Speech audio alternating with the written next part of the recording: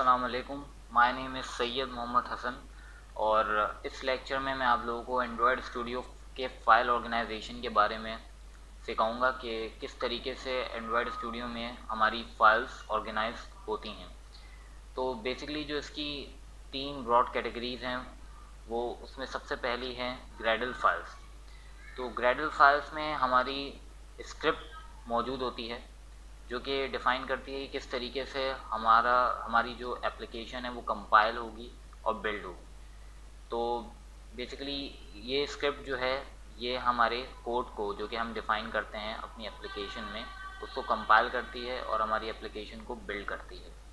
इसके बाद सेकंड होती हैं source code files.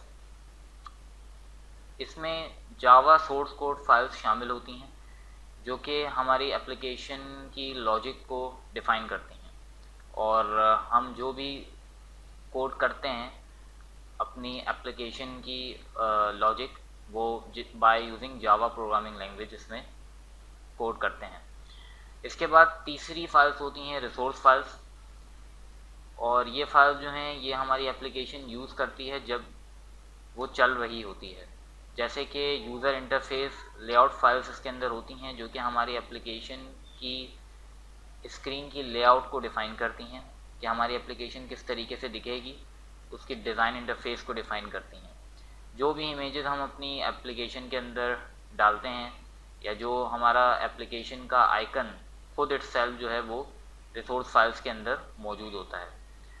XML files होती हैं जो कि बेसिकली सोर्स कोड जिनके अंदर मौजूद होता है हमारी यूज़र इंटरफेस का, हमारे एप्लीकेशन का। तो हमारी एप्लीकेशन की जो यूज़र इंटरफेस होती है उसको हम XML फाइल्स को एक्सेस करके भी उसके कोड को एडिट कर सकते हैं और मॉडिफाई कर सकते हैं जो कि रिसोर्स फाइल्स के अंदर मौजूद होती हैं। तो इस लेक्चर के बाद आपको ये पता चल जाएगा कि किस तरीके से हमारी प्रोजेक्ट फाइल जो हैं वो एंड्रॉयड स्टूडियो के अंदर ऑर्गेनाइज होती हैं और कहाँ से हम मुख्तलिफ़ किस्म की फ़ाइल्स को ढूंढ सकते हैं जो कि हमारी प्रोजेक्ट की फ़ाइल्स होती हैं और किस तरीके से हम उन फाइल्स को एडिट कर सकते हैं। तो अब मैं एंड्रॉयड स्टूडियो पे आ गया हूँ और ये अभी मेरे सामने मेन एक्टिविटी डॉट जावा ओपन हुआ है जो कि मेन सोर्स कोड है जावा का एप्लीकेशन का। तो अभी मैं प्रोजेक्ट व्यू में क्लिक करता हूँ तो ये मेरे सामने प्रोजेक्ट व्यू ओपन हो जाएगा और बेसिकली प्रोजेक्ट व्यू जो होता है वो हायरार्की होता है हमारे जितने भी डायरेक्टरीज होती हैं और फाइल्स होती हैं जो कि हमारे प्रोजेक्ट की फाइल्स होती हैं। तो इसमें सबसे पहले यहाँ पे आप देख रहे हैं कि एक ऐप है फोल्डर और एक ग्रेडल स्क्रिप्ट्स का फोल्डर है। तो जैसे कि मैंने आपको बताया कि ग्रेडल स्क्रिप्ट्स के अंदर वो सारी फाइल्स होती हैं जो कि हमारी एप्लीकेशन को कंपाइल करती हैं और बिल्डअप करती हैं। तो इसके बारे में हम फर्दर स्टडी बाद में करेंगे। अभी हम मेन एप्लीकेशन के अंदर आ जाते हैं। इसके अंदर हमारे पास मैनिफेस्ट फोल्डर मौजूद है। अगर मैं इस पर क्लिक करूं तो यहाँ पे Android manifest dot XML file आ जाएगी। अगर मैं इसको डबल क्लिक करूं तो ये मेन एडिटर विंडो में ओपन हो जाएगी। बेसिकली ये फाइल हमें बताती है कि किस तरीके से एंड्रॉयड प्लेटफॉर्म हर डिवाइस में इंटरेक्ट करेगा हमारी एप्लीकेशन के साथ। तो इसको भी हम फर्दर स्टडी जो है वो बाद में करेंगे। इसके बाद नेक्स्ट हमारे पास जो फोल्डर है वो जावा का है। इसके अंदर टू सब फोल्डर्स हैं। एक जो फोल्डर है इसके अंदर हमारा सारा सोर्स कोड होता है जो कि हम डिफ़ाइन करते हैं जावा के अंदर।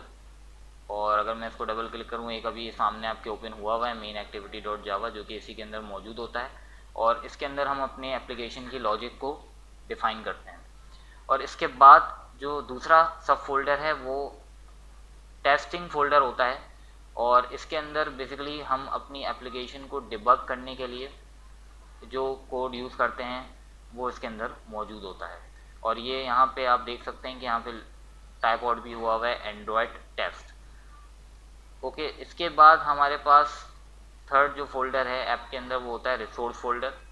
और रिसोर्स फोल्डर के अंदर हमारी सारी फाइल्स आती हैं जो कि हमारी एप्लीकेशन की इंटरफेस यूज़ करती है। यूज़र इंटरफेस यूज़ कर रही होती है। जैसे कि लेआउट फाइल्स, लेआउट के फोल्डर में अभी चूँकि मेरे पास सिर्फ एक ही मैंने लेआउट डाला हुआ है अपनी एप्लीकेशन में, अगर मैं इसको डबल क्लिक करूं, और जैसे कि पहले भी लेक्चर्स में आप देख चुके हैं कि अभी मैंने सिर्फ मेन एक्टिविटी लेआउट डाला हुआ है, तो वही फाइल जो है वो मेरे सामने मौजूद है। तो जिस तरीके से हम फर्दर प्रोग्रेस करेंगे कोर्स में, तो हम इसके अंदर मुख्तलिफ लेआउट डालेंगे, तो यहाँ पे मल्टीपल लेआउट फिर आ जाएंगे। तो इसके बाद हमारे पास इसके अंदर जो सबसे इम्पोर्टेंट फाइल होती है वो एक होती है string.xml। तो बेसिकली string.xml में हम मुख्तलिफ हमारी एप्लीकेशन में जो जो स्ट्रिंग यूज़ हो रही होती हैं वो इस XML फाइल के अंदर सेव होती हैं। और सपोज अभी आप देख सकते हैं कि मेरी एप्लीकेशन का नाम जो कि मैंने रखा था माई फर्स्ट एप्लीकेशन, वो भी इस फाइल के अंदर अभी सेव हुआ है। तो इस लेक्चर में बेसिकली आप लोगों ने स्टडी किया कि किस तरीके से हमारी जो फाइल्स हैं वो ऑर्गेनाइज होती हैं, और हम कहाँ से उन फाइल्स को ढूंढ सकते हैं, और किस तरीके से उन फाइल्स को एडिट कर सकते हैं। So that's about it for this lecture. Thank you for watching and please subscribe to my channel.